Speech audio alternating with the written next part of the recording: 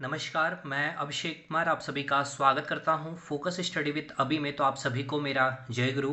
तो चलिए, अब हम लोग केमिस्ट्री का जो छोटा छोटा पार्ट बचा हुआ है, ठीक है ना। देखिए, बहुत डिटेल में चीज़ों को हमने कवर किया है और ये चीज़ मैं आपको बोल नहीं रहा हूँ, ये आप लोग खुद बोल रहे हैं। और कैसे बोल रहे हैं, तो आप लोग जेएसएससी के कोर्स में इनरोलमेंट लिए हैं हमारा, ठीक है ना। जो देख रहे हैं फोकस स्टडी विद अभी, जो एप्लीकेशन में आप लोग साइंस के कोर्सेज को जो परचेस किया या फिर कॉम्बो बैच को परचेस किया है, आप जेएसएससी के बैच में पढ़ करके आप बीपीएससी के साइंस के सवाल लगा रहे हैं, यूपी पीसीएस के सवाल लगाने लग गए हैं। और मैंने इसका प्रूफ भी मैंने टेलीग्राम ग्रुप में भेजा है कि कैसे स्टूडेंट्स, देखिए मैंने इसीलिए कहा चीज़ों को एक बार शिद्दत से मेरे साथ मिल के पढ़िए। और अब जो चीज़ें बची हुई है, ध्यान से सुनिएगा, केमिस्ट्री में जो चीज़ें बची हुई है, छोटा छोटा पार्ट बचा हुआ है, तो छोटे छोटे वीडियो में अब चीज़ें मैं ख़त्म करते चलूँगा और काफ़ी इंपॉर्टेंट होगा ये सेशन। हालांकि ये बहुत ऐसा चीज़ नहीं है जो आप नहीं कर सकते, लेकिन हाँ एक चीज़, जैसे कि आप देख रहे हैं हिंदी इंग्लिश में पूरा का पूरा एक चीज़ हमने रख दिया। जैसे कि आज हम लोग पढ़ेंगे कैटलिस्ट के बारे, उत्प्रेरक के बारे में। तो मोस्टली आप देख रहे होंगे कि यहाँ से दरोगा में भी पूछा है सवाल। आप हैबर्स प्रोसेस का देखिए सवाल है कि नहीं है, अगर थोड़ा सा भी एनालिसिस किए हैं प्रीवियस ईयर के क्वेश्चन तो बिल्कुल मिलेंगे। और ये है, इसके बाद आपका पूरा फ्यूल पढ़ेंगे हम लोग, कोल पेट्रोलियम पढ़ेंगे। रेडियो एक्टिविटी में हमने 50% कवर कर लिया है। एक वीडियो और आएगी न्यूक्लियर रिएक्टर। देखिए, बहुत लोग नहीं पढ़ा रहे न्यूक्लियर रिएक्टर को, मुझे नहीं पता, लेकिन आपके दरोगा में पूछा गया। अब कैसे पूछा गया है, तो आपसे पूछ लेगा मॉडरेटर के रूप में, शीतलन कूलेंट के रूप में, या फिर आपसे कंट्रोल रड किसका बना होता है या उसका कार्य क्या होता है, मॉडरेटर का कार्य क्या होता है, इससे आपके सवाल बने हैं। तो उसको हम समझाएंगे, आधा घंटा आपको पता है कि मेरे लिए एनफ होता है। तो आज का भी क्लास 15 से 20 मिनट का चलेगा, उत्प्रेरक पूरा फिनिश हो जाएगा, ठीक है ना। बहुलक बचा हुआ है, पॉलीमर बचा हुआ है, साबुन और सीमेंट बचा हुआ है, केमिस्ट्री इसके बाद फिनिश हो जाएगा, जितना हमने कराया है जेएसएससी के पॉइंट ऑफ व्यू से। और ये जो मैं दे रहा हूँ कैटलिस्ट, अब ये नहीं है कि रेलवे के लिए कुछ अलग से पढ़ना पड़ेगा, पूरा हमने खंगाल दिया है। तो ये पूरा का पूरा आपका रेलवे के बैच में भी जाएगा, ठीक है। और देखिए, अब देखिए कुछ चीज़ों को तो आप प्रैक्टिस करने के दौरान सीखेंगे भाई, है ना। कुछ नई सवाल मिलेंगे, कुछ नई चीज़ें सीखेंगे, जैसे कि आप लोग सीख भी रहे हैं प्रैक्टिस के दौरान। तो फिजिक्स में भी आपके जेएसएससी के पॉइंट से हमने कवर करवा दिए। अब बचता है तो ज़्यादा से ज़्यादा ओम्स लॉ के बारे में हमें बताना। हालांकि ओम्स लॉ भी इक्वल्स टू आई आर अगर आप अप्लाई करना जानते हैं, या कोशिश करूंगा कि एक वीडियो में डाल दूँ। बाकी फिजिक्स बहुत अच्छे से आपका कंप्लीट है। बायोलॉजी की क्लासेस एप्लीकेशन में नहीं दिख रही है, लेकिन आपको कहाँ दिख रही है, पेड कोर्स जितने स्टूडेंट्स आपको पता है। और नहीं पता है तो आप हमें व्हाट्सअप करिए, मैं नंबर दे रहा हूँ 7909004902 पे। वहाँ ग्रुप बना हुआ है, उस ग्रुप में ही सारी वीडियो बायोलॉजी को बहुत शानदार है। क्या मुझे बता दीजिए कि एक भी वीडियो आपकी ऐसी भी कम क्वालिटी, क्वालिटी मतलब क्या, कंसेप्ट की क्वालिटी है भाई, ठीक है ना, कंटेंट की क्वालिटी है। तो चलिए, इतना मैं आपका समय लिया हूँ, हालांकि पेड कोर्स में मैं लेता नहीं हूँ। लेकिन हाँ एक चीज़ और, अब देखिए काफ़ी आप ज़्यादा देख रहे होंगे कि मैं एक्टिव हुआ हूँ झारखंड जीके को लेकर यूट्यूब पर।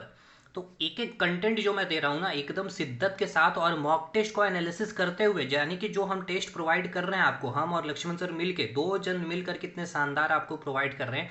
और जितने मेरे साइंस के स्टूडेंट्स हैं, एटलीस्ट साइंस के हर स्टूडेंट को हमारा मॉक टेस्ट आपको लगाना पड़ेगा। जो एप्लीकेशन में 20 मॉक टेस्ट दिया हुआ बहुत शानदार है। क्योंकि देखिए साइंस का जो आप लोग पढ़ लिए मेरे से, और जो साइंस का जब टेस्ट लगाइएगा तो बहुत प्रैक्टिकली वे में क्वेश्चन हमने डाला। मतलब जीवन, जो डेली जीवन में जो आप जीवित जो जीवन जी रहे हैं ना, उससे आपका साइंस से कैसे रोल है वो सवाल हम डाल रहे हैं, और ये आप लोग खुद बताएं भी है। चलिए, और जो लोग इच्छुक हैं, ये वीडियो यूट्यूब पर भी जाएगा, तो अगर हमारे साथ जुड़ना चाहते हैं तो इस एप्लीकेशन को डाउनलोड करिए, फोकस स्टडी विद तभी। कोई भी डाउट है, मैं नंबर लिख दे रहा हूँ, इस नंबर के माध्यम से आप हमें संपर्क करिएगा 7909004902 पे। हाँ, अब इसके अलावा जो बायोलॉजी के ग्रुप में नहीं जुड़ पाए हैं पेड कोर्स, क्योंकि पेड कोर्स वाले स्टूडेंट्स ही ये जुड़ पाएंगे, क्योंकि मैं उनको पूरा वेरीफाई करता हूँ कि हाँ ये साइंस के बैच में है या नहीं, तभी मैं उनको ऐड करता हूँ, ठीक। पूरा बायोलॉजी का कंटेंट अपलोडेड है वहाँ पे, और आपका वीडियो भी, सारा पीडीएफ वगैरह सब आप लोग प्रिंट भी करवा लिए होंगे। चलिए स्टार्ट करते हैं कैटलिस्ट से।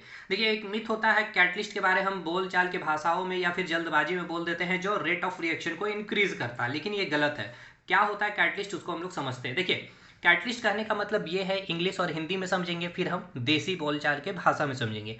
अ chemical substance which alters the rate of reaction without consuming इट सेल्फ इज नॉन एज कैटलिस्ट। मतलब वह रासायनिक पदार्थ जो बिना खपत के अभिक्रिया की दर को परिवर्तित करते हैं, उत्प्रेरक करते हैं। तो एक अच्छा वर्ड आप देख रहे हैं, परिवर्तित करते हैं, ठीक है ना। क्या करते हैं? परिवर्तित करते हैं, यानी कि चेंज करते हैं। ये नहीं है अब ये परिवर्तित यानी कि चेंज में हो सकता है इंक्रीज भी कर सकते हैं या फिर डिक्रीज भी कर सकते हैं, ठीक है। यानी कि वह रासायनिक पदार्थ जो बिना खपत के, ठीक है ना, उसका कोई भी खपत नहीं होगा, लेकिन अभिक्रिया के रेट को क्या करेगा? वो परिवर्तित करेगा।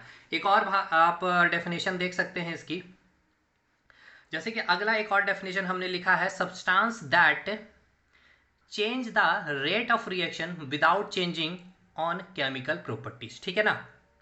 वह पदार्थ जो रेट ऑफ रिएक्शन को यानी कि अभिक्रिया के दर को क्या करता है? परिवर्तित कर देता है बिना अपने केमिकल यानी कि रासायनिक गुण को बदले हुए। मतलब सेम चीज है। वो कैटलिस्ट करता क्या है? समझ में आ गया? कैटलिस्ट क्या करता है?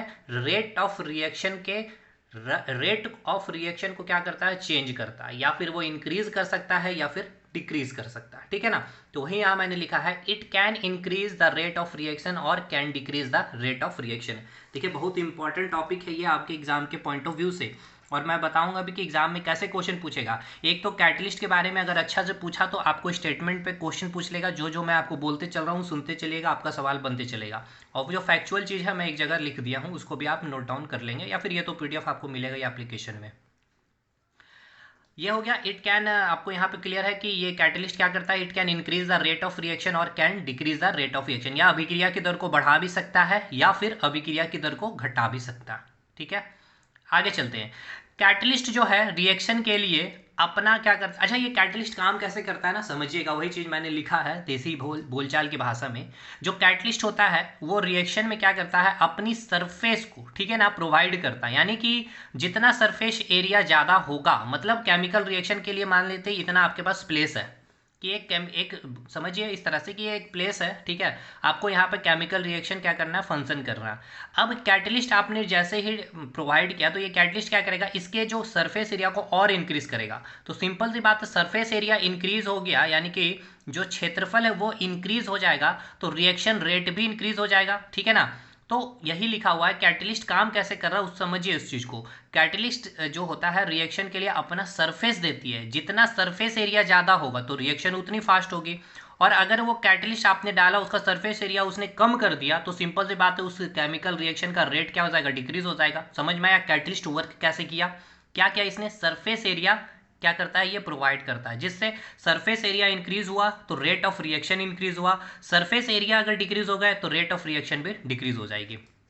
अब जैसे कि एग्जांपल आपने दो कैटलिस्ट लिए हैं, एक तो निकेल है आपका कैटलिस्ट और एक है आपका निकेल का पाउडर आपने लिया, ठीक है।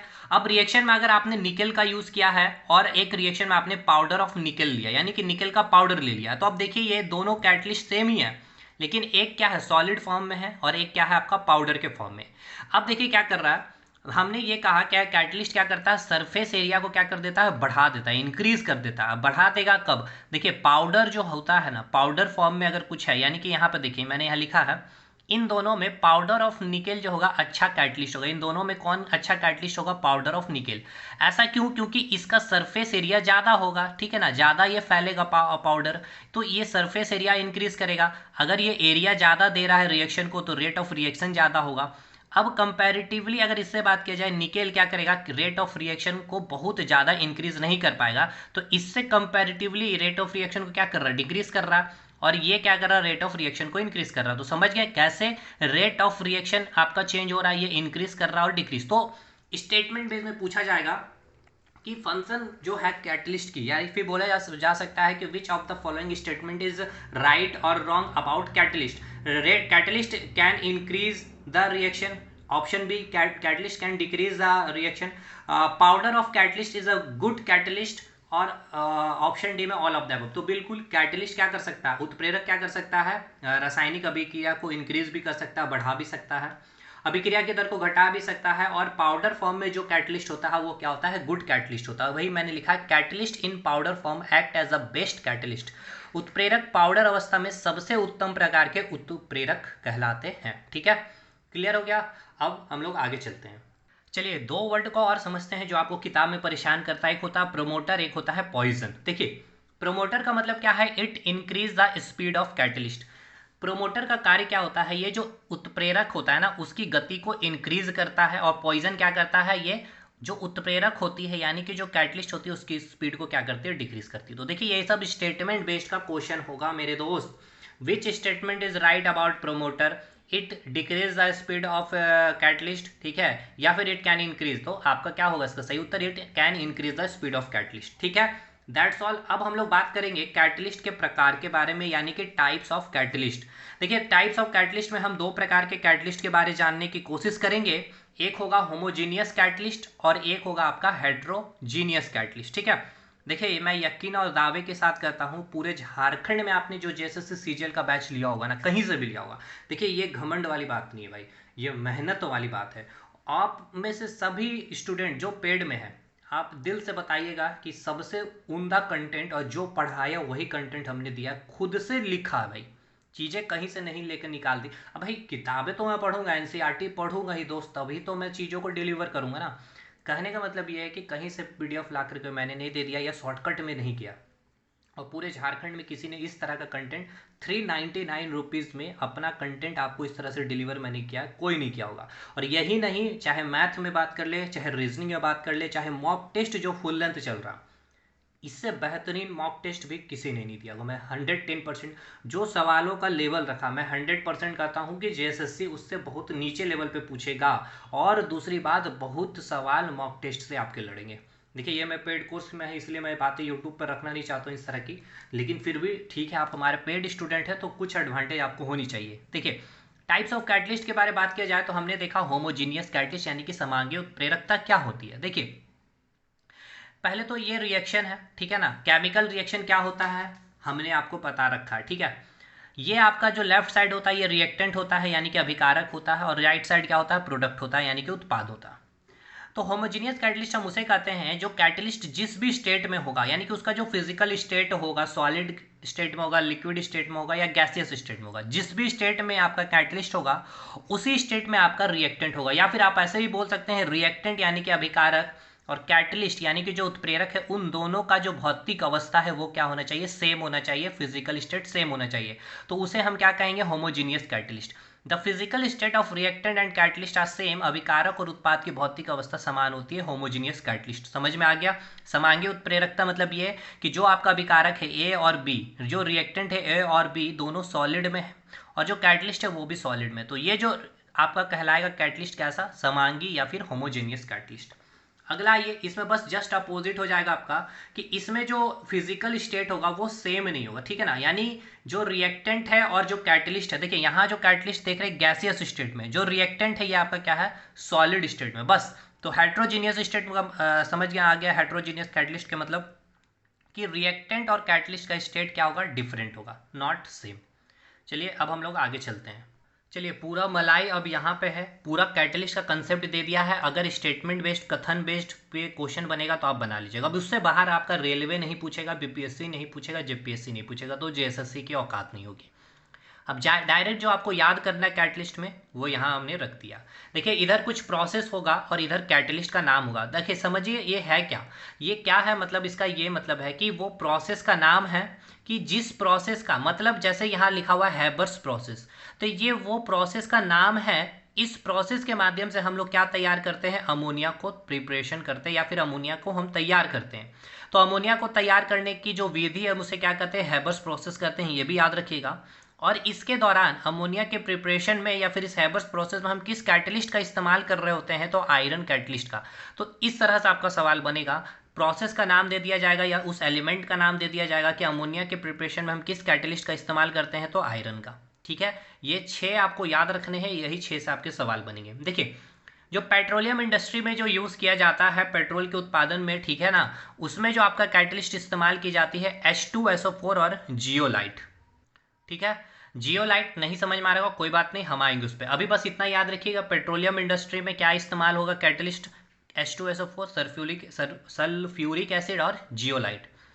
हैबर्स प्रोसेस वो प्रोसेस है जिसके माध्यम से हम लोग अमोनिया की प्रिपरेशन करते हैं, और इसके लिए हम कौन सा कैटलिस्ट का इस्तेमाल करते हैं, आयरन कैटलिस्ट का इस्तेमाल करते हैं। तीसरा हाइड्रोजिनेशन, ये हमने आपको बता रखा है नन मेटल चैप्टर में, फिर भी जो हाइड्रोजिनेशन प्रोसेस है इसमें हम लोग कौन से कैटलिस्ट का इस्तेमाल करते हैं, निकेल का इस्तेमाल करते हैं। चौथा जो आपका प्रोसेस है पॉलीथीन के फॉर्मेशन में, ठीक है ना, सॉरी, पॉलीथीन फॉर्मेशन में जो आपका यूज होता है कौन सा कैटलिस्ट, तो जिगलर नाटो, ठीक है ना, जिगलर नाटो कैटलिस्ट का नाम है, याद रखिएगा। अभी तक देखिए ये कभी पूछा नहीं है। हाइड्रोजिनेशन पूछा है, हैबर्स प्रोसेस पूछा है, ऑस्टवर्ल्ड प्रोसेस पूछा है, यानी कि नाइट्रिक एसिड या फिर बोल सकते हैं HNO3 के प्रिपरेशन में उस प्रोसेस का नाम बताइए, तो ऑस्टवर्ल्ड प्रोसेस। और इसके लिए हम कौन से कैटलिस्ट का इस्तेमाल करते हैं, तो प्लेटिनम, बहुत बार पूछा आपका। अगला कॉन्टेक्ट प्रोसेस, ये भी बहुत बार पूछा है, H2SO4 के प्रिपरेशन जो की जाती है वो कौन से प्रोसेस, कौन से विधि के द्वारा, तो कॉन्टेक्ट प्रोसेस, संपर्क विधि के द्वारा। और इसके लिए हम कौन सा कैटलिस्ट का इस्तेमाल करते हैं, तो V25 यानी कि वेनेडियम पेंटाऑक्साइड। मैं फिर से रिवाइज करवा रहा हूँ, H2SO4 के लिए कौन सी विधि है, कॉन्टेक्ट प्रोसेस, कौन सा कैटलिस्ट, V2O5 यानी कि वेनेडियम पेंटाऑक्साइड। नाइट्रिक एसिड के प्रिपरेशन के लिए कौन सी विधि हम इस्तेमाल करते हैं, ऑस्टवर्ल्ड प्रोसेस, इसके लिए कौन सा कैटलिस्ट, तो प्लेटिनम। पॉलीथीन के फॉर्मेशन में कौन सा कैटलिस्ट, जिगलर नाटो। हाइड्रोजिनेशन के लिए हम कौन सा कैटलिस्ट, निकेल। और हैबर्स प्रोसेस यानी कि अमोनिया बनाने की ये जो विधि है उसमें हम आयरन कैटलिस्ट का इस्तेमाल करते हैं। और पेट्रोलियम इंडस्ट्री में हम लोग H2SO4 और जियोलाइट का इस्तेमाल करते हैं। That's all. इससे बाहर अब आपके एग्जाम में सवाल नहीं बनेगा, ठीक है भाई। लेकिन जियोलाइट मैं आपको बता देता हूँ, बहुत बेसिक से मैं आपको बता रहा हूँ, थोड़ा सा चीज़ों को बस समझ लीजिए, ठीक है ना। जियोलाइट अगर आपके मन में समझ में नहीं आ रहा, देखिए जियोलाइट का अगर मैं बात करूँ तो जो आपका ये जियोलाइट है, ठीक है ना, जियोलाइट ये क्या होता है समझिएगा। जो हाइड्रेटेड एल्यूमिनो सिलिकेट होता है, ठीक है ना, यानी मैं इसको अगर लिखूं हाइड्रेटेड, समझाता हूं आप समझिएगा, पहले मैं लिख देता हूं हाइड्रेटेड एल्यूमिनो, ठीक है ना, एल्यूमिनो सिलिकेट, एल्यूमिनो सिलिकेट्स, ठीक है। हाइड्रेटेड एल्यूमिनो सिलिकेट को ही क्या कहा जाता है, जियोलाइट कहा जाता है, ठीक है। होता क्या है, जो सिलिकेट में, जो सिलिकेट का मतलब समझ में आ रहा है, ये जो सिलिकेट का मतलब क्या है, इसका मैं आपको स्ट्रक्चर दिखाता हूँ। सिलिकन है, ऑक्सीजन है, और ये सिलिकन है, ठीक है। इसे हम क्या कहेंगे, सिलिकेट कहेंगे, ठीक है, इसे हम क्या कहेंगे, सिलिकेट्स कहेंगे। तो जियोलाइट में क्या होता है, जो सिलिकेट है ये आपका क्या है, पूरा का पूरा ये सिलिकेट्स है, मतलब पूरा का पूरा मतलब क्या, ये सिलिकेट्स ही है, ठीक है ना। तो सिलिकेट्स में क्या होता है ना, कि कुछ सिलिकन को क्या किया जाता है, रिप्लेस कर दिया जाता है। जैसे कि ये आपका जो सिलिकन है इसको रिप्लेस करके क्या होगा, आपका एल्यूमिनियम आ जाएगा, ठीक है ना। तो सिलिकन एटम को रिप्लेस करके कौन आ गया, एल्यूमिनियम, यानी कि सिलिकन का रिप्लेसमेंट किससे होता है, एल्यूमिनियम से होता है। इसी को हम क्या कहते हैं, जियोलाइट कहते हैं। समझ में आया, इसी को हम क्या कहते हैं, जियोलाइट कहते हैं। और यही आपका, आपको थोड़ा सा अगर मैं जो आपको यहाँ पर मैंने जो आगे लिखा हूँ हाइड्रेटेड एल्यूमिनो सिलिकेट, तो एल्यूमिनो से एल्यूमिनो हो गया, ये पूरा सिलिकेट हो गया। हाइड्रेटेड मतलब क्या हो गया, कुछ कंपाउंड ऑफ वाटर होगा, यानी कि हाइड्रेटेड एल्यूमिनो सिलिकेट को अगर आप लिखना चाहे तो आप ऐसे लिख सकते हैं, सिलिकन ऑक्सीजन एल्यूमिनियम का bracket x molecules of water, ठीक है। ये हो गया आपका हाइड्रेटेड एल्यूमिनो सिलिकेट। क्लियर है भाई, सिलिकेट समझ में आ गया। तो पेट्रोलियम इंडस्ट्री में ये सिलिकेट का यूज होता है। सिलिकेट क्या होता है, बस मैंने आपको समझाने की कोशिश की है कि हाइड्रेटेड एल्यूमिनो सिलिकेट जो होता है, यानी कि जो सिलिकेट में सिलिकन को एल्यूमिनियम रिप्लेस कर देता है कुछ मॉलिक्यूल्स ऑफ वाटर के साथ, ठीक है। That's all. मेन आपको ये चीज़ याद रखना है और कैटलिस्ट का कंसेप्ट याद रखना है, ये पूरा हमने करवा दिया। चलिए भाई, आगे टॉपिक में हम लोग मिलेंगे। अगला होगा फ्यूल होगा या फिर न्यूक्लियर रिएक्टर वाला पार्ट होगा। ये होप सो शायद मैं यूट्यूब पर डालूंगा ये वीडियो, ठीक है। कोई नहीं, चलिए धन्यवाद।